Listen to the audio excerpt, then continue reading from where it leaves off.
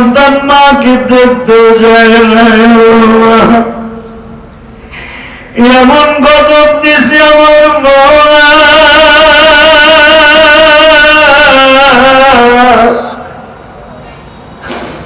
মায়ের দুধের ঋণের কথা ভুলে গেছে সন্তান।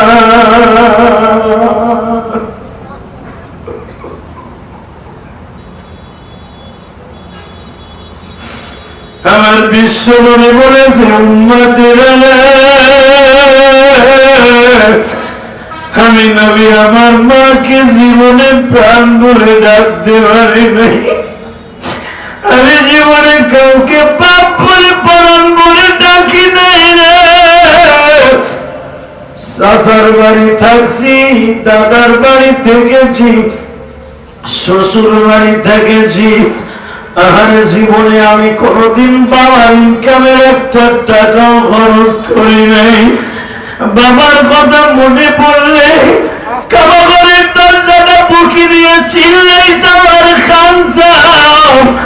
আজকে তোমাদের যাদের বাবা আছে কোনদিন কষ্ট দিও না। তোমার এই বন্ধু লক্ষ জনতার সামনে চোখের পানিতে প্রমাণ করে যায়, দুনিয়ায় যার সাথে মায়ের দোয়া আছে ওই কোনদিন করোনা রোগে আল্লাহ কিরাস করবে না, দুনিয়ায় কোনদিন আর সম্মান নষ্ট হবে না। সবচাইতে বড় ভাই উপকার করবেন আমার আল্লাহ, আল্লাহ তারে কোনদিন জাহান্নামের টিকিট দিবে না। আমার বিশ্ব নবী বলে, উম্মতিরা রে, একবার যদি মার চেহারার দিকে তাকাও,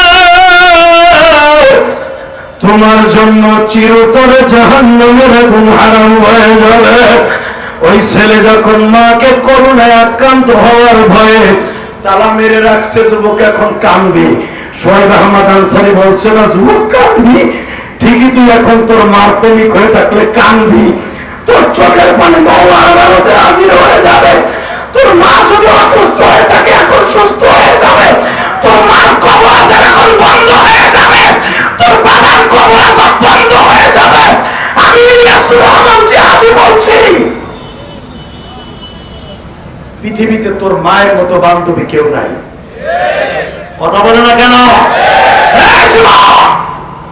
মাকে যখন তারা মেরে রাখছে করোনা রোগের ডরে, মা জানালার ফাঁক দিয়ে বাড়ির সবাই ডাকে, তোমরা আমার পোলাটার একটু মৃত্যুর আগে এক নজর দেখাইবা, একটু নজর দেখাইবা। বাবারে জনগণ বলে, তুমি ব্র্যাক অফিসে চাকরি করো, তোমার মা তোমার ডরে ডাকেও না। তোমার মা আমাদেরকে ডেকে ডেকে বলে, আমার জাদুর একটু এক নজর দেখা।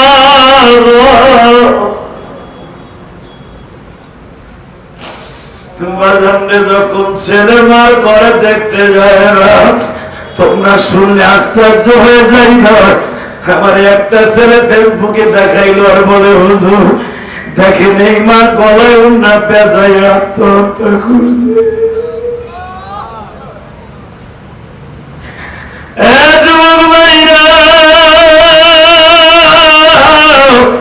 এই রাত 12টার সময় রায়েরবাগ সম্মেলনে লক্ষ জনতার সামনে একটা আওয়াজ দিয়ে সারা পৃথিবীতে দেখায় দাও, তোমরা মায়ের পাগল, বাবার পাগল। ওই যে আমার বাবাজিরা কান্দে, আওয়ামী লীগের নেতারাও চোখের পানি টলমল করে। সরমরে আল্লাহর কুতুবদের মুখে, চরমনার মুরিদদের চোখে মুখে পানি। শুধু এই চোখের পানি দিয়ে রাত 12টার সময় দেখায় দাও, যার মা করোনা রোগে মারা গেছে, আল্লাহ তাকে শাহাদাতের সুধা পান করা। আল্লাহ কবুল করেন, জোরে বলেন আমিন। আরো জোরে বলেন আমিন। এই চোখের পানিতে একটা আওয়াজ শুনতে চাই, হায়াতে জিন্দেগির কোনো গ্যারান্টি নাই। কথা বলেন, আরো জোরে বলেন। যদি হায়াতে জিন্দেগির গ্যারান্টি না থাকে, কয়দিন বাঁচবো তারও কোনো গ্যারান্টি নাই। কোন নাস্তিক যদি একবার কোন আলেমের উপরে, বিশ্বনবীর চরিত্রের উপরে একবার কলঙ্ক দেয়, ওরে যেখানে পাবো সেখানে সেক্টর মানার করবো। কে কে রাজি আছো? আমাকে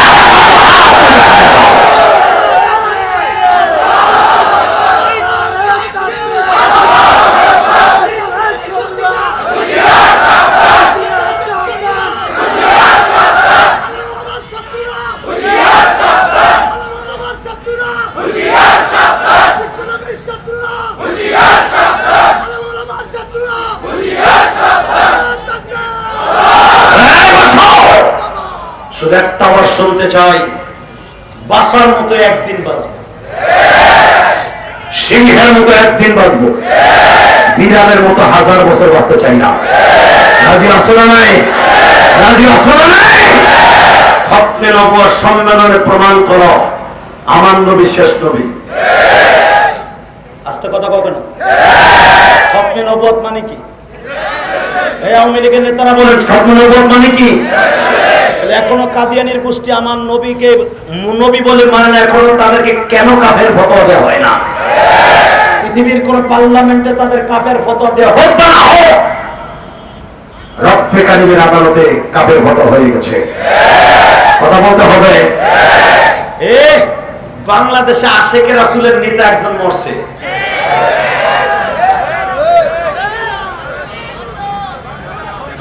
কথা কও না কেন? বুজুর্গ গেছে, দোয়া করি আল্লাহ তার কবরটা জান্নাতের টুকরা বানায়। কারণ মরার পরে কার কি হিসাব হবে আমি জানি না, কারণ জাহান্নামে ঘোষণা দেওয়ার দায়িত্ব আমার না, তবে তার কর্মকাণ্ড যা হাউজে কাউসার দিবে তারে। আস্তে কথা বলে সাফারি ঘুরে নেবে বসে আছে, হাউজে কাউসার পাবে? জোরে কমে কেন? যে আমার নবীর মেয়ে ফাতেমার বলে জামাই, জামাই রে, জামাই চেহারা দেখলে আরে বাবার বাবা গন্ডারের কথা বারবার মনে হয়।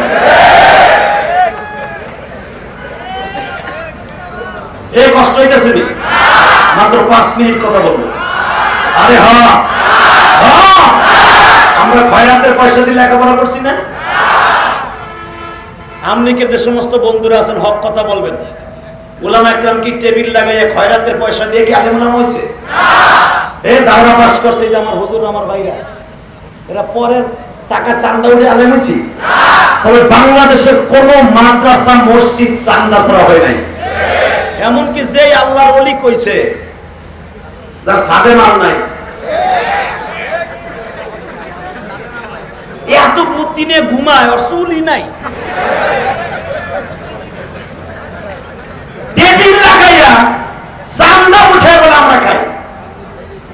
একটা আওয়াজ দিয়ে বলে মুসলমানের পুরা হক কথা বলতে পৃথিবীর কাউকে ডরানো যাবে না। আমার নবী যদি হক কথা বলতে যে ডরাইতেন, যদি একবার ডরাইতেন, আমার নবী মক্কায় রাজার হাতে থাকতেন। পিছনের বাইরে কথা কন, কথা ঠিক না বেটে? আমার নবী কাউকে ভয় পাইছে? জোরে কর না কেন? ভয় পাইছে?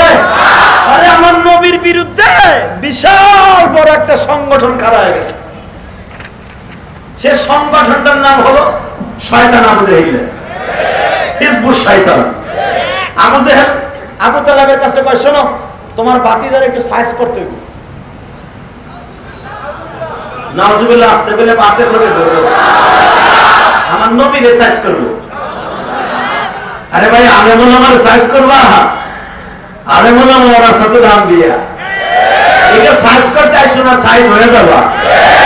আমাকে সাইজ করতে গেছিল জুনায়েদ বাবুনগরে, সাইজ করছিল ওই যে ওশির বাবা,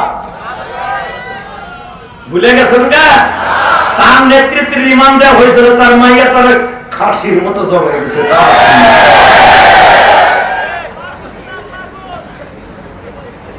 কথা কম না কেন? ভুলে যায় না। উলামা একরাম পাগড়ি মাথায় বাঁধতে জানে, মাঝে মাঝে মাজায় বাঁধে। সরমনে আল্লাহর কুতুব, তার মুরিদ গুলো দেখছো মাঝে মাঝে নামাজে মাথায় বাঁধে, মাঝে মাঝে মাজায় বাঁধে। আরে পাগড়ি যদি মাজায় একবার আসে, পুলিশ যেরকম ইউনিফর্ম পরলে, পুলিশের পোশাক পরলে তারা আপন করছে না, আইন যা বলে তাই করে, মাথায় গেরা উঠে যায়। আমরা না চান্দা উঠে খাই, আলহামদুলিল্লাহ চান্দা উঠে আলেম হইছি। আপনি যে ডিপার্টমেন্টের একটা নেতা, ডেপুটি নেতা, আপনি আপনার ছাত্ররা কি করে দেখছেন? আমার ডিপার্টমেন্টে আপনার পুলিশ ভাইরা রাত 1টা 2টায় দেখবেন এই কুমিল্লা রোডে, দাউদকান্দি রোডে এমন আল্লাহর ওলি রাত ভর তারা তাহাজ্জুদ পরে খাড়ায় খাড়ায় সেখানে আজকার করে, আর টেরাকালা ভাইরা মুসাফা করে হাতিয়ে দিয়ে যায়। কথা বলেন না কেন? এটা ওলিদের কারখানা তোমরা দেখবা না, আমরা রাত্রে রোডে চলে আমরা দেখি, মাঝে মাঝে আমরাও পড়ি, মনে করে এটা এয়ারপোর্টের গাড়ি, আমাকেও ব্রেক করে যত তারা বাইর করি দোয়া করে শীতের মধ্যে খারাই গেছি, দোয়া করে না মনে আমার কাছে দোয়া হাতিয়ে আছে 13,000 আপনার ডিপার্টমেন্টের ওলিরা এই কাম করে, আপনারা চান্দা ওটাই খাবেন, চান্দা তো আমরা ওটাই খাই, চামড়া বসা পয়সা খাই, আরে চামড়া বসা পয়সা তো হালাল, চান্দা ওটাই খাইয়া মাদ্রাসা চলে না হালাল, কারণ আমার নবী চান্দা ওটাইছে, ঠিক না ঠিক? আমার নবী চান্দা ওটাই নাই, কবু চান্দা ওটাই হাদিস। বিশ্বনবী শুনতে পাইলেন রোমান সৈন্য আইসা পড়ছে, রোমান সৈন্য ইসলামকে চিরতরে নিস্তানাবুদ করে দিবে। আল্লাহ নাউজুবিল্লাহ, যারা আসতে পাই হাগো বাড়ির ঠিকানা তো তুমি জানো, করোনার রোগকে ঠিকানা দিয়ে দাও। করোনার এমন ডরান ডরায়, আল্লাহর এত ডরায় না। এই যে আওয়ামী লীগের যতগুলো উইকেট পড়ছে করোনায়, বিএনপির যতগুলো উইকেট পড়ছে জানো খবর, একটাও রাস্তায় বেড়ে মরে নাই। সেই 4 মাস আগে গিলাস লাগায় বইছে, কথা কর না কেন? কোন ফাঁকে জানে গিলাসটা খুলছে, আর মারছে তারা, উইকেট শেষ। এমন মরণ মরছে জানা যায় লোকই নাই, এ কথা কর না কেন? আমরা হুজুরা মসজিদ জুবাইর আহমদ আনসারী জানাজা দেহ, ওই এসপি চাকরি হারাইতে গেছিল, জানাজা মানুষকে ফিরাইতে পারে নাই বিদায় বলেছে ওরা, এই শাইখুল ইসলামের জানাজা, নূর হোসেন কাসিমের জানাজা, যদি আর আধা ঘন্টা সময় পাইতাম তার জানাজায় তো আমিও গেছি। গুলিস্তান না খালি, পুরা মতিঝিল এলাকা সহ পুরো ঢাকা শহর অচল হয়ে যেত। প্রশাসন তাড়াতাড়ি করে জানাজা শেষ করে। ওই মুরগি চোরা সাহারিরা দেখাই দেন, আমি খারাই বাইতুল মোকাররম কইছিলাম, ওই মুরগি চোরা কই, ও আলেম ওলামারে গালি দেয়, আমরা চান্দা উঠে খাই, দেখ চান্দা উঠানো পয়সা খাই আলেম হইয়া, দেখ মরার পরে কি বাদশা। আর তোমার কত উইকেট পড়ছে, তোমার কয়জন পাইছো? কষ্ট হইতেছে, ভয় পাইতেছেন, অ্যারেস্ট হওয়ার ভয় পান, আমরা অ্যারেস্ট হব না।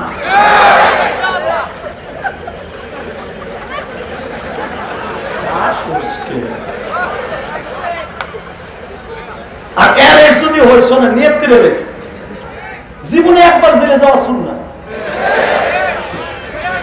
আমার নবী বিনা অপরাধে 3 বছর জেল কাটছে। আমার নবীর অপরাধ করছিল? অপরাধ একটাই ছিল, হক কথা কইছে। জেলে কবে গেছে তোমরা জানো? শোনো আজকে তুমি আর মাত্র 5টা মিনিট কষ্ট দিন। আরে আরে ভাই তোকে পাও করছি,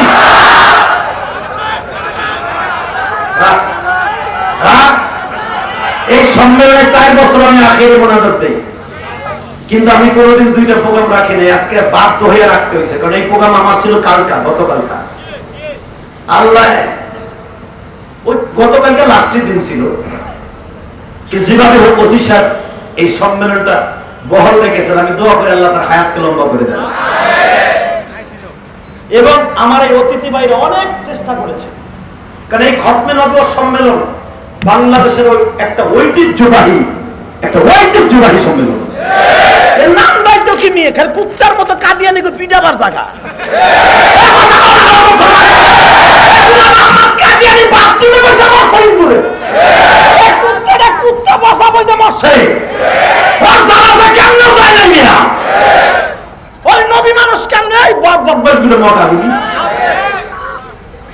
কুত্তার পাগলা কুত্তা কামড়াইলে বদমাইশ রে। মির্জা গোলাম আহমদ কাদিয়ানি রে আমার নবী মানে। এই খতমে নবুয়ত সম্মেলনের একটাই মাত্র কর্মসূচি, যখন ডাক আসবে বুকের তাজা রক্ত ঢেলে দেব বিশ্বনবীর জন্য। 2020 সালে মাত্র একটা দিন শেষ হয়ে গেলে যাবে। তোর পাও দুটা ধরছি রে ভাই, এই দুনিয়ার কোনো গ্যারান্টি নাই। 2020 সালে যে ইতিহাস দেখলাম, যে ইতিহাস দেখছি, মসজিদ তামা,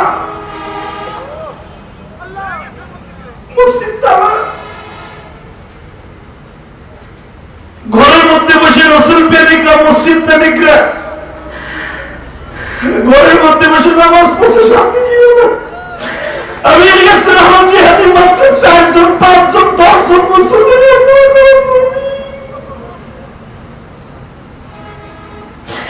মাননীয় প্রধানমন্ত্রীকে আমি ধন্যবাদ জানাই। এই মহামারীর মধ্যে উনি করোনার আক্রান্ত হওয়ার পরেও উনি জুমার নামাজ কবুল করে দেওয়ার সাথে সাথে মাত্র কয়েক সপ্তাহ পরেই উনি জান্নাতের মার্কাজগুলি মাদ্রাসাগুলি খুলে দিয়েছে। তারা বোঝা যায় উনি ইসলামকে ভালোবাসে। মাঝে মাঝে উনার মাথাকে নষ্ট করে না আমার বামপন্থীরা।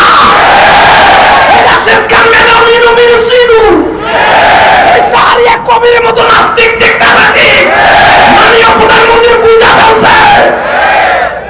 করোনার তারাই তো হলে মাদ্রাসা খুলতে হবে। উনি মাদ্রাসা ভালো না বাসলে স্কুলও খুলে দিতেন, স্কুল এখনো খুলে নাই। এর দ্বারা বোঝা যায় উনি মাদ্রাসা ভালোবাসে। নবী চান্দা উড়াই নাই। মাননীয় প্রধানমন্ত্রীর কাছে আমার একটাই দাবি থাকবে, আমি গোপালগঞ্জের সন্তান, আপনার গোপালগঞ্জের মেয়ে, আমি আপনার অত্যন্ত ছেলের মতো হইয়া একটা দাবি রাখি যে এসপি আলিমুল আমার কলিজা আঘাত করেছে ওরে তাড়াতাড়ি বরখাস্ত করেন, ওরে তাড়াতাড়ি বরখাস্ত করেন। ওর জায়গায় আরেকজন ইমামদার বসায় দেন। যেমনি আপনি বসাইছিলেন আমার গোপালগঞ্জের কিং একজন ধর্মমন্ত্রী আব্দুল্লাহ আব্দুল্লাহর নাম কিয়ামত পর্যন্ত বাংলার জমিনে 2020 সালে সামনের অক্ষরে ধর্মমন্ত্রী হিসেবে দেখা থাকবে। ও যেরকম আমাকে পাকিস্তান বানাইতে চাইছে, ওর মাথায় চায়না চুল লাগাই দিয়ে ইন্ডিয়া পাঠান।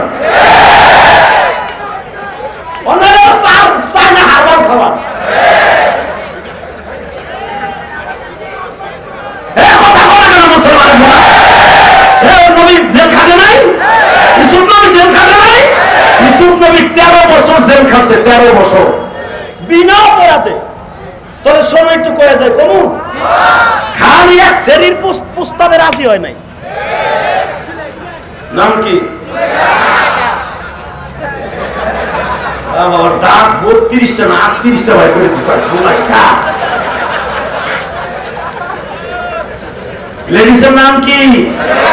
হ্যাঁ, তখন লেডিস বললাম, কিন্তু এমনি কিন্তু আমার মা হয়ে যাবে। ইউসুফ নবীর দিদি হবে, এই জন্য পরে সম্মানের সাথে নেব।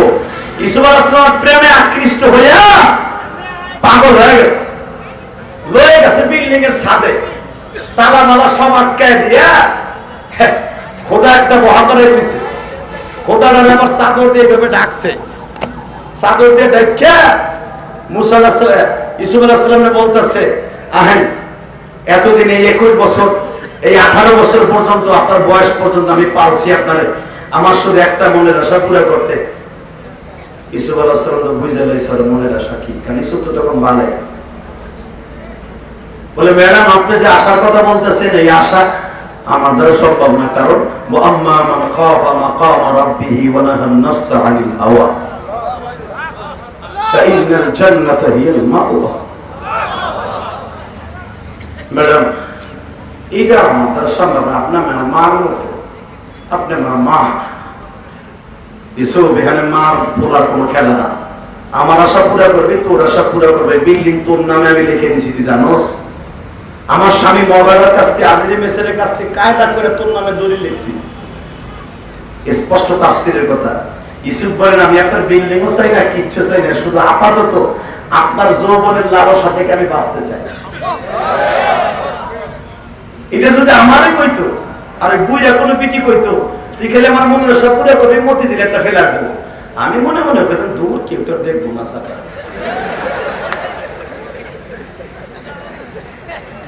আর জুলাইখা কি মনে করলেন? ওই জামানায় জুলাইখার মতো এত সুন্দরী কেউ ছিল না।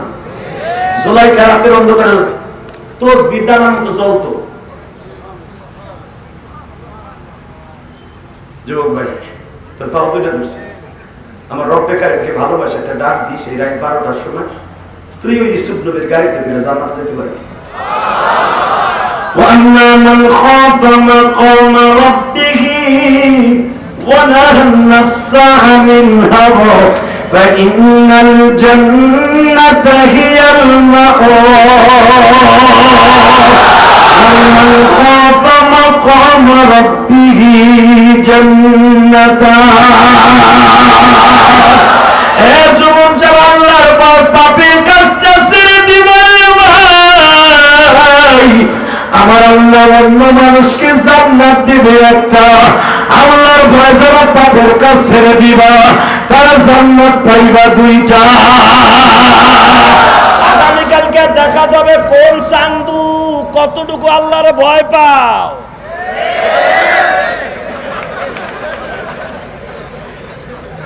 আগামীকালকে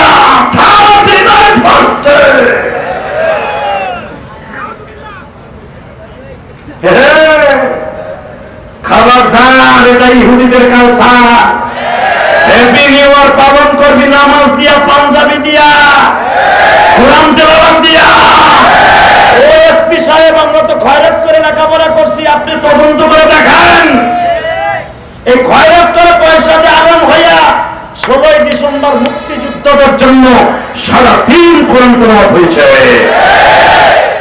আমরা তো দেশদ্রোহী হাত ভেঙে দিবেন লাত্তি দিয়া শট দিয়ে দিল্লি পাঠাই দিবেন পাকিস্তান পাঠাবেন আমার মাদ্রাসায় সারাদিন কোরআন তেলাওয়াত হয়েছে এই যে হুমায়ুনের মাদ্রাসায় সারাদিন কোরআন তেলাওয়াত হয়েছে নূর হোসেন কাসেমের মাদ্রাসায় কোরআন তেলাওয়াত হয়েছে শেখুল ইসলাম মাদ্রাসায় কোরআন তেলাওয়াত হয়েছে সালমান আল্লাহ কুতুবের মাদ্রাসায় সারাদিন কোরআন তেলাওয়াত হয়েছে আমরা তো খয়রাত করে পড়ছি আপনি তো বাপেরটা খাইয়ে পড়ছেন আপনি কি আসছেন কি খাইছেন আমি কব না তুমি মদ খাইছে এটা কেন বুঝলা মুসলমানের পুরা আপনারা 16 ডিসেম্বর জাকানাকা দিল কামনা দিছেন আর আমরা কোরআন তেলাওয়াতে দোয়া করছি কথা বল না কেন আলে মনে আমার চোখের পানি ফেলায়েন না এই চোখের পানি খুব ভিটামিন যুক্ত একবার যদি ডাক দিয়ে বলে মালিক রে বেঈমান গুলারে একবার ধরো রে মালিক জুলাইখা কি কয় এখন যদি মাথা নাড়াচাড়া করস করুণায় ধরবো ওই একজন খারাই সরে বহা করা ঠিক আছে দিয়ে একটা টান দে এ যুবক আমার দিকে তাকা এই জমিনের মালিককে ইসুফ আলাইহিস সালাম কোনো কিছু পায় না দেখে জুলাইখার ন্যাংটা হয়েই গেছে শরীরে কিছু নাই কিছু নাই কিছু নাই ইসুফ আলাইহিস সালামের চোখের সামনে এসে বলল আল্লাহ আমি চোখটা বন্ধ করছি বন্ধ করে তোমারে দেখতাছি আমি এখন আর জুলাইখারে দেখি না তোমারে দেখি হঠাৎ করে জানালার ভেন্টিলেটরের দিক তাকায় দেখে জিবরাইল বই রইছে ভাই আমার আল্লাহ বাঁচায় না ইসুফরে বাঁচাইলে এই জমানার আলেমেলা বড় বাঁচাবে হঠাৎ করে ওখান থেকে ইশারা দিয়ে বলতেছে ইসুফ তুই পারস না জুলাইখার প্রেমে আকৃষ্ট হয়ে জীবনকে ধ্বংস করতে তুই আল্লাহ সাহায্যের হাত বাড়াই দিছে ইসুফের মাথার মধ্যে একটা বুদ্ধি আসলো জিজ্ঞেস করলো ম্যাডাম এই চাদরের নিচে কি রাখছেন দেখি তো আমি এখন বর্তমান ল্যাংটা আমার কাপড়ে কোনো সদর নাই ইসুফ বলেন এটা ডেকে রাখছেন কে ওইটা ডেকে রাখছেন একটা কারণ আছে কয় কে কয় তোমার লাগে কিছু করবো তো যদি খোদায় দেখে এলায় ইসুফ আলাইহিস সালাম বললেন আপনার খোদারে চাদর দিয়ে দেখে রাখা যায় আমার মালিকরে দেখে রাখা যায় না আপনার মালিক এই স্বর্ণের পুতুলের ভয় আপনি ডাইকে রাখছেন যে আমারে দেখবো আমি আকাম করবো এটা আর আমার মালিক চাই আমি পারুন না আপনি আমার ছাইরে দেন এই কথা বলার সাথে বাজান জুলাইখা যখন তার দিকে আসতেছে আল্লাহর পয়গম্বর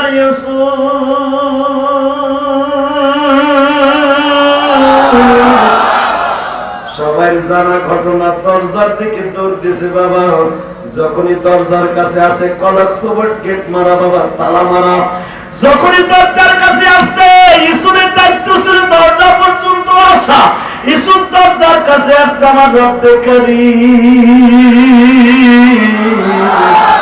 দরজার তালাগুলো টাস টাস করে খুলে দিয়েছে। বাজানদের সব কোটগুলো খুলে গেল, ইউসুফ নিচে নেমে গেল, পিছনের থেকে জুলাইকা টেনে ধরেছিল, পিছনের জামা তার হাতের মধ্যে রয়ে গেল। বাজান এত অন্যায় ইউসুফের উপরে করার পরও ইউসুফ কি দোষী না বেদোষী?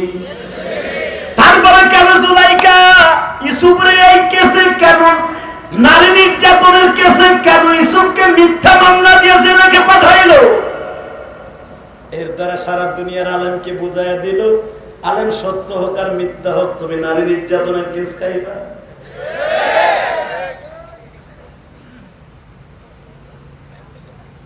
ও আলেম, তুমি চুরির কেস খাইবা।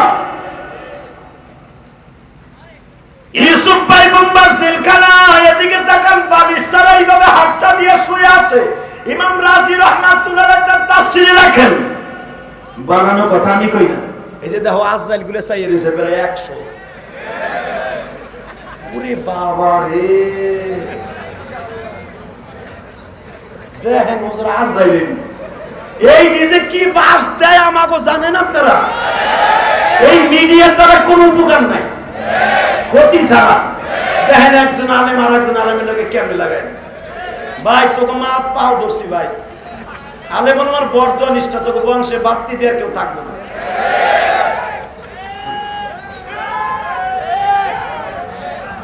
কথা কর না কেন ভাই? 5000 কথা হইলে আমি ইলিয়াস রহমান যদি একটা কথা রং হইতে পারে না ভাই? আমি কি ফেরেশতা? নবীদের কথার মধ্যে এদিক সেদিক হয়ে গেছে, আবার আল্লাহ শুধরায় দিছে। তো নবীরা যদি এদিক সেদিক কইয়া ফেলতে পারে, তাহলে আমি তো একটা মানুষ, আমার চামড়ার মুখ, আমার একটু এদিক সেদিক হবে। ভাই তোরা এইগুলো ছাড়িস না প্লিজ, তোরা পুরো অবস্থা ছাড়, আল্লাহ তোকে ব্যবসা বরকত দিবে। ভাই এই মিডিয়ার দ্বারা আমাদের এক সময় উপকার হয়েছে, এখন ক্ষতি ছাড়া কোনো কিছুই নাই। কথা বল না কেন?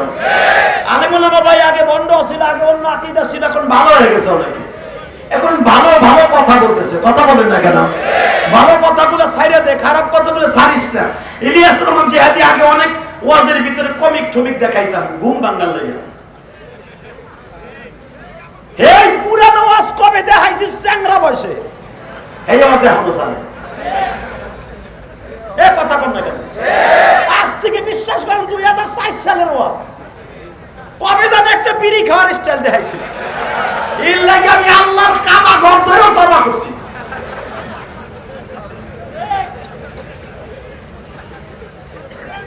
এই যে এখনো ছাড়ে।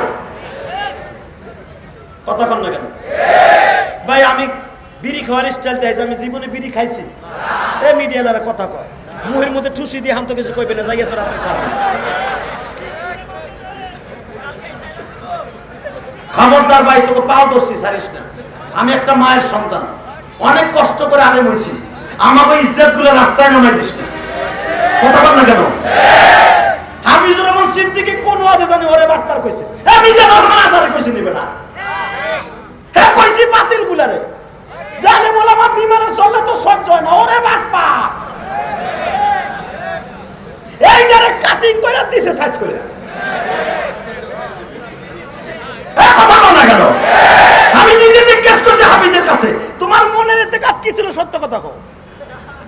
তাও মাওয়া শীতের মধ্যে ফেলাই জিজ্ঞেস কয়, ভাই কসম করে বলি আমার মনের ভিতরে এগুলো ছিলই না।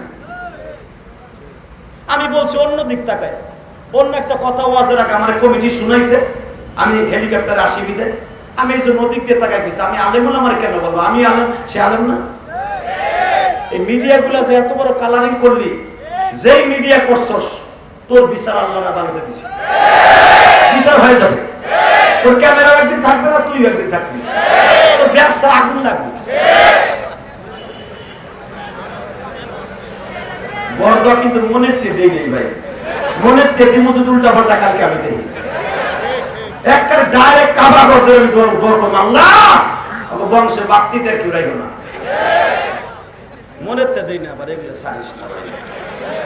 আমার কথার উত্তর দেন, খতমনগর সম্মেলনে ভাইয়া ওয়াদা দিলাম, একটা আলেম বাবা অনেক কষ্ট করে ওয়াজ করে, আপনি জানেন না? এই যে হাজার হাজার মানুষ বয়ে রয়েছেন, আমার সাথে কত দামি মানুষের পিছনে বসা, কত বড় নেতা ভাইরা বসা, এই রাতে একটা 12:30 পর্যন্ত বয়ে রয়েছে কি আমার চেহারা দেখার লেগে, হয়তো কোরআন হাদিসের দুইটা কথা শোনার লেগে। এনে কিছু দাম না থাকলে কি আমার বাইরে বয়ে থাকতো? হয়তো আমার কোনো এলেম কালাম নাই, আমার আমল নাই ভাইজান, তবে একটা পুঁজি আমার আছে, আমার ওস্তাদের দোয়া আছে আর আমার মার দোয়া আছে। আমার মার দোয়া আছে, আমার মার দোয়া আমার বুকটা ভরা। এই জন্যই হয়তো আমার আল্লাহ আমার কিছু দিচ্ছে। কষ্ট হইতেছে? ইউসুফ নবীর সাথে তার মায়ের দোয়া ছিল। কথা বলবো, শুনবেন তো? হলে 2 মিনিটে শেষ করে দিই। একটা লোক মাথা লাগাবেন না, ইনশাল্লাহ বলেন তো? আমি মনে করছি কি হুমায়ুন ভাইয়ের আমি ফোন দিছি, ভাই মনে হয় ওয়াজ নাই, হেও আমার ফোন দেয় না, কি লেগে দেয় না জানে কেন। তবে আমার সোহেব আহমদ আশরাফি ভাইয়ের কাছে আমি আজীবন ঋণী রইলাম। আজকে আমার ভাই আমার এই সময়টাকে ব্যাকআপ দিয়ে রাখছে। অন্য বক্তা যদি হইতো কইতো কি ও আখিরি মোনাজাত করবে 7 ঘরে 7, আমি তাড়াতাড়ি দিয়ে যাই। এটা হলো আলেমের দরদ। কথা কন? আমি দোয়া করি আমার ভাইয়ের কণ্ঠে আল্লাহ আরো যৌবন দান করো, আমার ভাইয়ের কণ্ঠে আরো জাদু আল্লাহ মধু দান করো। এই প্যান্ডেলটা ধরে রেখেছে, আমার একটা আল্লাহর ওলিও যায় নাই। আল্লাহ, আমি মাহারা সন্তান, একটাই দাবি করি, এই গভীর রাত্রে রাত এখন 1:45 বাজে, একজনের মাকেও তুমি মাফ না করে কিয়ামতের মাঠে রাখো না। ভাইজান রে আমার দিকে তাকান, আল্লাহর পয়গম্বর ইউসুফ জেলখানায় এইভাবে হাতটা দিয়ে চাইয়ারিস, পাহাড় কেটে জেলখানা বানানো আজিজি মিসর পৃথিবীতে প্রথম সবচেয়ে কলকসুমল গেট বানায়। সবচাইতে বড় মিশরের জেলখানা বড় ছিল গো বাবা। যেই মিশরে জন্ম নিয়েছে বড় শয়তান ফেরাউই না। কথা কন না কে? এ যুবক ভাইরা রে, মিশরের জেলখানায় বসে কান্দে আর বলে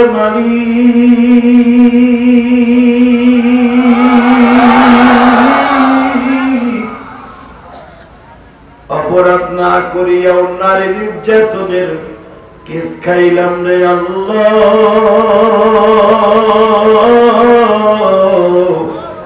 তোমার বিচার কই গো মালিক।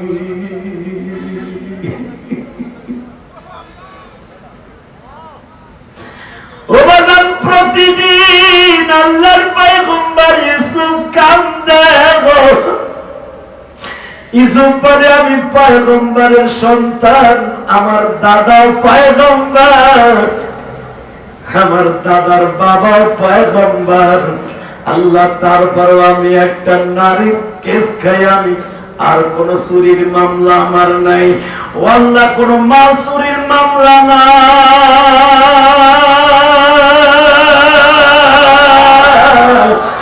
শুধু একটা বিনি অপরাধে আমি জেল খাটলাম। দুনিয়ার জেল খাটাইয়া দাও, আখিরাতের জেল খাটাই নিও না। চোখের পানিতে বাবা বালিশ ভিজে বাবা, তারপরে মাটি পর্যন্ত কাদা হয়ে গেছে। জেলখানার সমস্ত ভাইজান আসামিরা ইউসুফের কান্না দেখে তারাও কান্দে আর বলে আপনার নাম কি? আমার নাম ইউসুফ।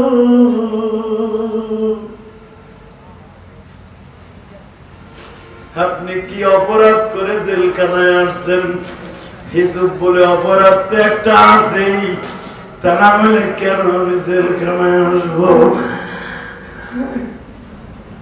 সমস্ত আসামিরা বাবা ইউসুফের চেহারা দেখে পাগল হয়ে গেছে। সবাই মনস্থ করলেন ইউসুফ রে, আল্লাহ যার চেহারা এত সুন্দর বানায়, না জানি ওই চেহারা যেই মালিক দান করছে ওই মালিক কত সুন্দর। যুবক ভাই, এখন চোখের পানি ফেলে দিয়ে পুরো একটা সময় আমার আল্লাহরে বুঝাইয়া কও, আল্লাহ জীবনে যত গুনাহ করছি,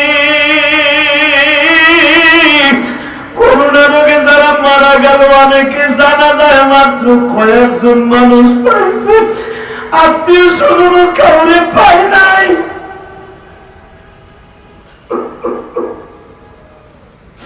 আল্লাহ তুমি আমাদের সুস্থ রেখেছো। এই রাত পৌনে একটার সময় তোমার ডাক দিয়ে বলছি, আমাদেরকে তুমি ক্ষমা না করে এই রায়ের বাগের খাতমে নবুয়ত সম্মেলনের মার ছাড়তে দিও না। এ যুবক ইউসুফ যখন কান্দে, জেলখানার ভিতরে তখন 350-র মতো আসামি ছিল। কোন কোন রাওয়ায়াত আছে 375 জন আসামি ছিল। আল্লাহু আকবার বলো। কেউ মার্ডার কেসের আসামি, কেউ রেপ কেসের আসামি, কেউ ভাই চুরি কেসের আসামি, কেউ বউকে মারছে আসামি। ইউসুফ নবীর দেখে সবাই বলে, আপনি আমাদের ইমাম সাহেব, আপনি যা বলবেন আপনার কথা মতো আমরা চলবো। উলামা একরাম জেলখানায় গেলেও ইমামতি করতে পারে। নবী ইউসুফ আমার শিক্ষা দিয়েছিল, আমাদের হাত বাঁধতে চাইয়েন না। কথা বল না কেন? সমস্ত 375 জন আসামি সবাই নামাজি হয়ে গেছে। এই আল্লাহু আকবার আস্তে কয়ো না, আস্তে কয়ো না। ওই জেলখানা দেওয়া সুন্নাত জামু, আমি যেখানে থাকবো সবগুলার পাওয়াতে ধরে কমু। ইউটিউবে দেখছো যখন বাস্তবে জেলখানায় আইছি, আয় একসাথে নামাজ পড়ি। কথা বল না কেন? হে মুসলমানের পোলা, ইউসুফ পয়গম্বর যখন চলে গেছে 12-13 বছর, ইন দি মিন টাইমে এই জুলাইখা বন সই দিয়া আজকে প্রমাণ করে বলতেছে আল্লাহর পয়গম্বর ইউসুফ একবারে নির্দোষ। ইউসুফও কয় আমারে যেদিন বন সই না দিবে, যে জুলাইখার মুখ দিয়ে বলতে হবে যে আমি নির্দোষ, সেদিন আমি জেলখানা দিয়ে বেরোবো। যখন ইউসুফ জেলখানার থেকে বাইরে এসে, ইউসুফের ডিমান্ড বাড়ছে না কমছে? জোরে কান, আরো জোরে। যে ছাত্রগুলো বাইতুল মুকাররমে মামুনুল হকের পক্ষে আন্দোলনের নাম ছিল, অ্যারেস্ট করছিল, তাকে গত 2 দিন আগে দেখলাম তাকে ফুলের মালা দিয়ে বাইরেছে। কথা কম না কেন? কোন সদরুদ্দির বলা কদরুদ্দি ছিল আমি জানি না, আজকে সে ফুলের মালা পাইল মামুনুল হকের হাতে। ডিমান্ড বাড়ছে না কমছে? আল্লাহ যারা আসতে কয় হ্যাঁ সাইজ করো, বাড়ছে না কমছে? যদি কখনো দরকার হয় বুকের তাজা রক্ত ঢেলে দিও, এই হাজার হাজার জনগণ আল্লাহকে দেখায় দাও। যদি কখনো আবার ডাক আসে মেট্রোর বিরুদ্ধে, কাদিয়ানীদের বিরুদ্ধে, বন্ধকের বিরুদ্ধে, রাজপথে রঙিন করব রক্ত দিয়া, কে কে রাজি আছো 2020 সালের শেষ পর্যন্ত?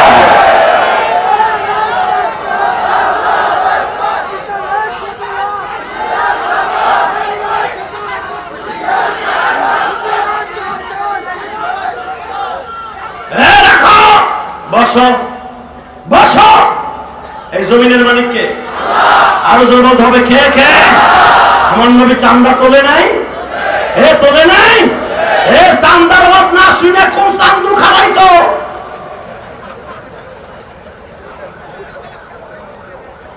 শেষ করে দিব? আমি না কইছিলাম যেটা বড়ের মুখি টেনে ধরবি বেটা। আরে ভাই কালকে তোর আওয়াজ থাকবে না? থাকবে? তাকাও এই দিকে। আমার নবী চান্দা তোলে নাই? ইতিহাস জানো? জানো? জানোসটা কি? নবী আমার এইভাবে রুমাল পিছাইছে, দিক তাকাও এইভাবে। ও সাহাবীরা, আমার এই রুমালে দেন আপনারা।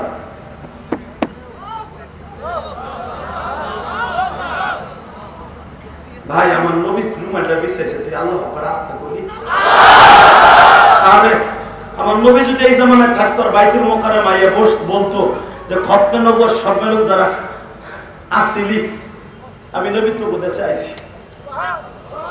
আমার নবীর যারা নবী বলে মানে না, তোরা খতমে নবুয়ত সম্মেলনে বসে বলছিলি ও ভানা ভিল্লা বানা হেলাবি। আজকে আমি তোকে দেশে এসে রুমালটা পাচ্ছি। আমি ইয়েসুর জেহেদের কথা আমি বলি, আমার যদি নবী একটা চাকু দিয়ে বলতো তোর কলিজা চাই, আমি প্লেটের মধ্যে দিয়ে দিতাম। আমার মনে হয় বাইরে যারা আছে, যদিও তারা পলিটিক্যাল নেতা, তার কাছে যদি চাইতো একটা সেকেন্ড মনে হয় দেরি করতো না। আমার আল্লাহ বলেছে জীবনে একজন মানুষকে খুশি করবি, ডাইরেক্ট জান্নাতের গাড়িতে চলে আমার বাড়িতে জান্নাতে আসবি। আল্লাহ বাজানরে আমার নবীর এই খতমে নবুয়ত সম্মেলনে বসে যারা ভালোবাসেন এখন ওয়াদা দিয়ে চোখের পানি দিয়ে আল্লাহরে খুশি করেন। আমার নবীর উম্মতটা পিছায় দিছে বাবা। সাহাবীরা মনে মনে ভাবলেন আসছি নামাজ পড়ার জন্য, টাকা তো বেশি নিয়ে আসি নাই। এই যে আমার ভাইদেরকে যদি বলি আপনারা 5000 টাকা এই সম্মেলনে দেন নাই, চালাবে কি দিয়ে? কথা কন না কেন? যদি নেতাগুলারে কই এ বেটা করোনা রোগের কত এমপি মন্ত্রী মরে গেছে, এখন পোলা পানো নাই, কোটি কোটি টাকা সম্পদ রয়ে গেছে, কুত্তা বিলাইতে খাইব। কথা কন না কে? তোমার পোলায় কে সিনুতে নাম লেখাবে? বাইসা থাকতে আল্লাহর রাস্তায় দিয়ে যাই জোরে কোন আমিন। আমি ইলিয়াস রহমান জিহাদি আমার 2টা বাড়ি পেয়েছে, মসজিদের জায়গা কিনছি, মসজিদের কাম চলতেছে বাবা। 1,20,00,000 টাকা দিয়ে মসজিদের জায়গা কিনা অক্টোবরের 1 তারিখ অক্ষ করে দিছি। আমরা বলে খালি পরের ভাতে আগুন দেই। 1,20,00,000 টাকা দিয়ে মসজিদের জায়গা কিনছে এই যে কেরানীগঞ্জ কদমতলী চৌরাস্তায়। একটা টাকাও আমি কারোর কাছ থেকে নেই। কেউ বলতে পারবে না 1,20,00,000 টাকার ভিতরে ইলিয়াস রহমান জিহাদির টাকার মধ্যে 20টা টাকা দিয়েছি। আমার 2টা বাড়ি বেশি আল্লাহর ঘরে মসজিদ করছে, আল্লাহু আকবার বলেন। 6তলা ফাউন্ডেশন দিছি আমার নেতা ভাইরা, আমার বাড়ির চাইতে বেশি ফাউন্ডেশন দিছি, যেন আমি মরে যাওয়ার পরে কোনো কমিটি প্রজন্মে যারা আসবে তারা বলতে না পারে যে ইলিয়াস রহমান যদি একা করছে, তার অর্থায়নে এমন মতো করছে যেন আমার আল্লাহর ঘরের মসজিদ আমি সবচাইতে বেশি পাইলিং দিছি, আমার বাড়ির চাইতে বেশি পাইলিং দিছি। 22 লাখ টাকা খালি পাইলিংয়ে খরচ করলাম। কেন করে গেছি জানো? আমার মা একদিন বলছিল ইলিয়াস রে যদি আল্লাহ তোর কোনদিন টাকার মালিক বানায় সেদিন একটা মসজিদ মাদ্রাসা করিস। আমি আমার মাকে জীবনে একটা পানও খাওয়াইতে পারি না। আমি 12 বছরের পোলা ছিলাম, কইতে খাবো ভাই, আমি তো খাইতাম মা বাবার না। আমার মা আমার রাইখে চলে গেছে। এই যে হুমায়ুন ভাই, এই যে আমার নেতা ভাইরা, এই যে কমলা আপেলের সিজন যায়, আরে কত কমলা আপেল খায়। একটা কমলা কিনতে বাবার কষ্ট হইতো। 4 ভাই 5 ভাই থাকলে 4টা কমলা বাবাই আনছে, বাকি পয়সা দিয়ে বাবা চাউল কিনে আনছে। কমলা খাইতে চাইছি, 4টা কমলা বাবাই আনছে। 4 ভাইয়ের হাতে 4টা কমলা দিছে। ছোট্ট ভাইটা আবার বলে মা আমার আরো কমলা লাগবে। ছোট্ট ভাই তো আর বুঝে না আমার আব্বার পকেটে পয়সা নেই।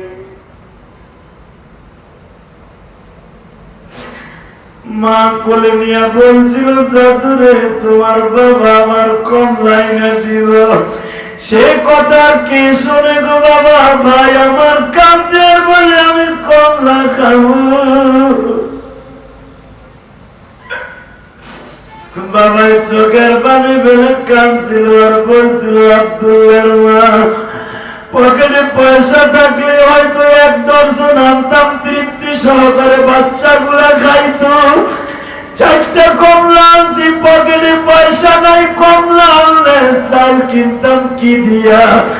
আরে আমার নেতা ভাইরা, এখন আমরা ইচ্ছা করলে 1 পেটি কমলা কিনতে পারি, 1 পেটি আপেল কিনতে পারি গো ভাই। টাকা পয়সা ঠিকই আছে, সেই জনম দুঃখিনী মা, জনম দুঃখ মিয়া বাবা নাই।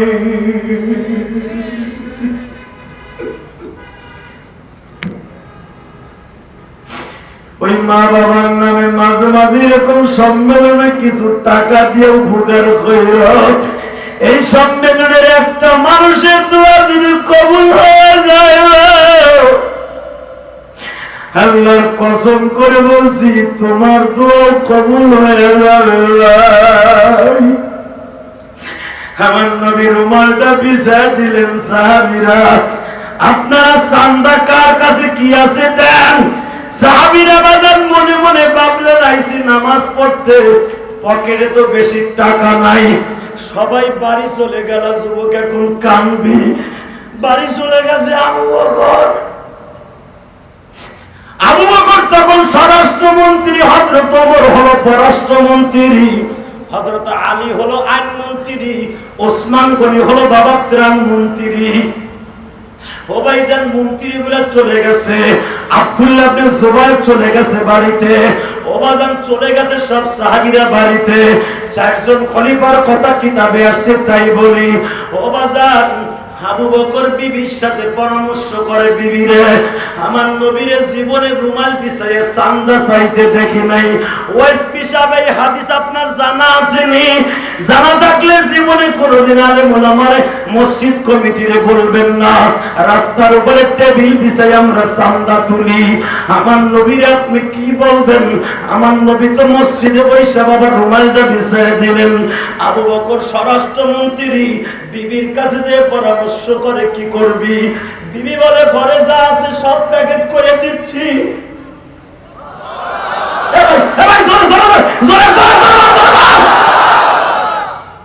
আবু বকরের বিবি প্যাকেট করে, বাবা আমার দিকে তাকাও। আল্লাহ মাজিদুল হক বুখারীর সরার মধ্যে লেখেন, এমন কি বাবা বাতের পাতিলা নামা সসপ্যান ছিলেন না, ওই যে তেনা, আলাদা একটা তেনা, ওই তেনাটা সহ বস্তার মধ্যে ভরিয়া দিছে, নুনের বাটিটাও ভরিয়া দিছে, সেই চাকু দিয়া পেঁয়াজ মরিচ করতো ওটাও দিয়া দিছে। আবু বকরের বিবির পেটিকোটটা ছিল বাবা সেটাও দিয়ে দিছে। আবু বকর দূরে দাঁড়ায় বলে এই দিয়ে কি করব? বলে দেখেন যুদ্ধের মাঠে ব্যান্ডেজ করতে আমার এই কাপড়টা লাগবে। আমি এমন ভাবে পেটিকোটটা কাটিয়ে দিছি সাহাবীরা বুঝবে না এটা পেটিকোট ছিল, আমি কাইটা কাপড় টুকরা বানায় দিছি, ওইটা ব্যান্ডেজের কাছে লাগায় দিতেন। এই ভাতের হাড়ি নামানোর জন্য এই ভাতের সসম্যান কেন দিছো? কেন দিছি আপনি জানেন না? যুদ্ধের মাঠে পাক করা লাগবে, ওইটা নামাবেন কি দিয়ে? বাবা কারি ইব্রাহিম সাহেব রাহমাতুল্লাহ উজানির আল্লাহর কুতুব এক জায়গায় ওয়াজে গেছে বাবা, তার মুরিদরা বাবা অনেক কিছু হাদিয়া লয়ে আইছে, কেউ কমলা আপেল, কেউ অনেক কিছু লয়ে আসছে। আল্লাহর কুতুব বসে রয়েছে বাবা, যে জায়গায় আল্লাহর কুতুব আলহামদুলিল্লাহ কয়, হঠাৎ করে দেখে একটা গরিব বাবা দিন মজুরির কাজ করে, বাবা কিছু মাটির মুঠিয়া অর্থাৎ কিছু কুলুক কলি থেকে বাইন্দা লয়ে আইছে, মাটির ঢিলা লয়ে আইছে। অন্য মুরিদরা বলে বেটা পাগল, তোর মাটির ঢিলার কি আর আমার শায়েকের অভাব আছে? বলে ভাই আমার একটু যাইতে দে, আল্লাহর কুতুবরে আমার বাসায় কিছুই নাই, আমি চিন্তা করলাম আমি কিছু কুলুক বানায় রাখি, মাটির কুলুক। এই কুলুকগুলি দিয়ে আল্লাহর রসুলের নায়েবে রসুল কুলুক করবে আর আমার কথা মনে করবে। তোমরা তো খাবারের জিনিস নিয়ে আসছো, আমি একটা খারাপ জিনিস নিয়ে আসছি, এটা তো সবসময় পাওয়া যায় না। কয় বেটা তোর মাটির ঢিলা সরা সাহেব এটা নিবে না? বলে আমি একটু যায় দেখি না কিনা। মাটির ঢিলার কুলুকের যখন ভান্ডটা দিছে বাবা, আল্লাহর কুতুব রুমাল দিয়ে চোখ মুছে আর বলে বাজার মুজানির দরবারটা কিন্তু বাবা খাঁটি একটা দরবার। সরমনে আল্লাহর কুতুবের দরবার কিন্তু খাঁটি একটা দরবার। বাজার আমি তোমাদের দুইটা পাও ধরে বলে দিই, খাঁটি জনপুরি কারামত আলী জনপুরি ছিল খাঁটি আল্লাহর ওলি বাবা। জনপুরি কারামত আলী জনপুরি রহমাতুল্লাহ আলাইহা, আল্লাহর কুতুবের জবান কত পাওয়ার ছিল বাবা। একজন জায়গা বলে হুজুর আমার বোতল একটু ফু দিয়া দেন, আমার পেটের ব্যথা ভালো হয় না। বলে ঠিক আছে একটু দূরে রাখো। ও ভাইজান ফু দিয়া দিছে, কিন্তু সে মনে মনে ভাবলো আমার বোতলের মধ্যে তো আর ফু লাগে নাই, হুজুর কই আর ফু কই। এই কথা বলে পানির বোতলে বাবা পানিটারে পুষ্করণের ভিতরে দিঘির মধ্যে নিক্ষেপ করে দিছে। ও বাবা যখনই পানি দিঘির মধ্যে নিক্ষেপ করছে, সেকেন্ডের ভিতরে আগুন লেগে গেছে, সেকেন্ডের ভিতরে আগুন লেগে গেছে। কারামত আলী জনপুরি রহমাতুল্লাহ আলাইহি খানকায় এখন ওই মাহফিলে বসা। আর পুকুরের মধ্যে যখন আগুন লেগে গেছে, সব মানুষগুলো দৌড়ে গেছে হযরত। পুকুরের মধ্যে আগুন লাগছে, এটা আবার কোন কারামতি? আল্লাহর কুতুব বলে সত্য করে জিজ্ঞেস করো, আমার কোন পরিহিত জিনিস কেউ ঘৃণা করছে কিনা? ওই মেয়ের দৌড়ে যে বলে হুজুর আমি ঘৃণা করছি। কারামতি জনপুরি বলে তাড়াতাড়ি আগুন নিভবে, আর একটু পানি লয়ে যা। বাজানটা আর একটু পানি পরে দিছে, দপ করে পানির মধ্যে আগুন নিভিয়ে গেছে। হে যুবক, আল্লাহর ওলিদের জবান যে কত পবিত্র তুমি জানো না। এই আলেমুল আমারে কখনো গালি দিয়ে চান্দা উঠাবে পড়ছে এই কথা বলেছি আমি বলে গালি দিও না। এরা যদি একবার ডাক দিয়ে বলে আল্লাহ তোমার কি বিচার নাই রে মালিক, ডাক দিতে দেরি হবে বাবা, একটা সেকেন্ড ওই মালিক শুনতে দেরি করবে না। যুবক, এখন এই রাত একটার সময় তোমরাও দেখায় দাও কারি ইব্রাহিম সাহেব রহমাতুল্লাহ আল্লাহর কুতুব মাটির ঢিলারা দেখে বাবা দুই নয়নের পানি দিয়া বুক ভাসাইতেছে। মনে মনে ভাবছে অন্য মুরিদরা আমার শায়েক মাইন্ডে লাগছে, এই দেখে মনে হয় শায়েকের খারাপ লাগছে। কেউ তারে গুতা দেয়, কেউ তারে প্রবঞ্চনা দেয়। আল্লাহর কুতুব এইটা অনুধাবন করতে পেরে সঙ্গে সঙ্গে বলে তোরা তারে কেন প্রবঞ্চনা দিলি? আমি যদি জান্নাতে যাই, আমার বিশ্ব নবী থাকবে আমার সামনে, আমি যেই চেয়ারে জান্নাতে যাব এই কুলি নিয়ে আসছে। হযরত আলী তার মেয়ে ফাতেমার সাথে পরামর্শ করে, ফাতেমারে তুমি কি দিবা? আব্বাই চান্দা চাইছে। ফাতেমা বলে দেখেন আমার কাছে তো কিছুই নাই, আমার কাছে একটা স্বর্ণের হার আছে, এইটা লয়ে যান। এই হারটা আমার বাবার মনের কথা মনে করে যে এই আল্লাহু আকবার আল্লাহু আকবার এই হাতটা হযরতে আলী পকেটে নিলেন, ঘরের মধ্যে যা ছিল বাবা অর্ধেক নিয়ে আসলেন, ওসমান গনিও পর্যাপ্ত পরিমাণ নিয়ে আসলেন। ওবাজান হযরত আলীকে জিজ্ঞেস করলেন, আলী রে আমার ফাতিমা তোর এই হাতটা দিছে কি বলে দিছে? বলছে এই হাতটা দিলে আমার বাবা বুঝতে পারবে এই হাতটা কার। আমার নবী হাতটা চুমা দিয়া বলে আলী রে এই হাতটা ছিল আমার খাদিজা।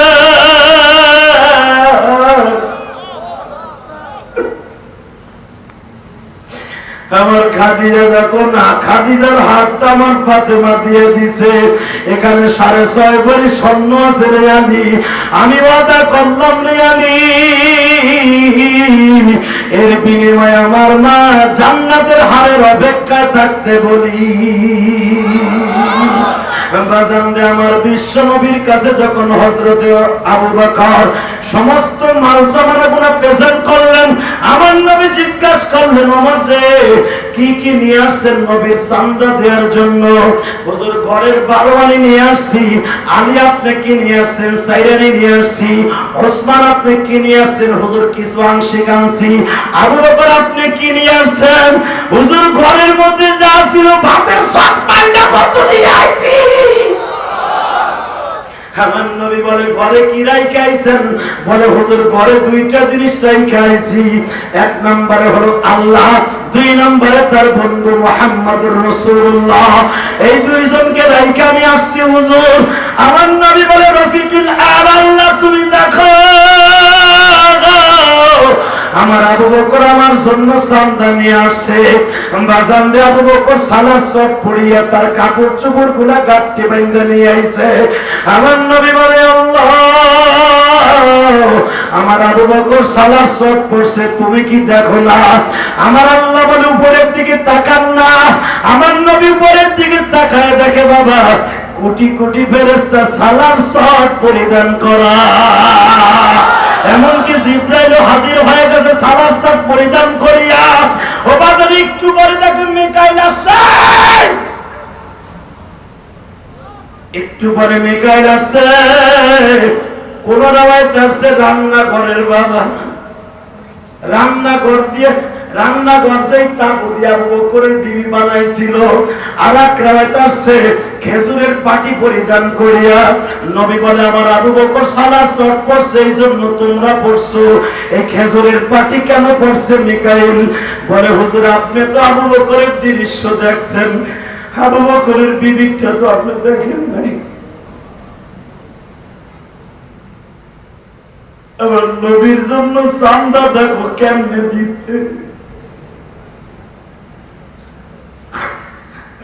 আপনার শাশুড়ি আবু বকরের বিবি উম্মে আয়েশা, উম্মে আয়েশা, উম্মে আব্দুল্লাহ, আপনার শাশুড়ি নবী ঘরের মধ্যে বসে রয়েছে খেজুরের পাটি সরাতে পারে না। ওই স্মৃতিটা দেখাবার জন্য, প্রকাশ করার জন্য আজকে আমার আল্লাহ এটা পরিধান করতে বলেছে। হে আমার ভাইরা, একটা আওয়াজ দিয়ে বলো, নবীর সান্দা যদি সাহাবীরা এইভাবে দেয়, তাহলে সান্দা চাওয়া মসজিদ মাদ্রাসার জন্য কি হারাম? এই কথা বলেন না কেন? হালাল না হারাম? আমার নেতা ভাইরা আওয়াজ দেন, সান্দা চাওয়া হালাল না হারাম? তাহলে যে বলেছে বিচার আল্লাহর কাছে দিছি। শুধু একটা আওয়াজ দিবি ভাই, জীবন যাকার থাক, যদি আলেম ওলামাকে কেউ একটা টার্গেট করে কথা কয়, ওর বিচার। বাংলার জনগণ দেবে রাজি আছো না নাই? রাজি আছো না নাই? কে রাজি আছো? আল্লাহকে তো হাত তুলে দেখায় দাও।